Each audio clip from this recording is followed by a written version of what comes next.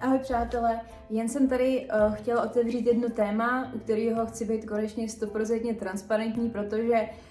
jakýkoliv rozhovor dělám, tak tam vždycky padne tady ta otázka. To je rakovina a dítě a jak chci mít děti, jestli chci mít děti. A upřímně jsem vždycky tak trošku jako se vykrucovala a neřekla jsem upřímně můj názor, protože jsem se bála odsouzení okolí, odsouzení matek a rozhodla jsem se, že teď to řeknu, co se teda týče já a děti, rakovina děti. Já upřímně jsem nikdy nechtěla mít děti, neměla jsem nikdy tu touhu a vlastně tělo mi nikdy nevyprodukovalo asi dostatečné množství hormonů a pudů, abych v podstatě měla tady ten pocit v sobě.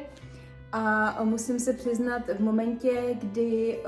jsem měla svoji první chemoterapii a tam jsem podepisovala papír jako nežádoucích účinků, tak tam bylo mezi nežádoucíma účinkama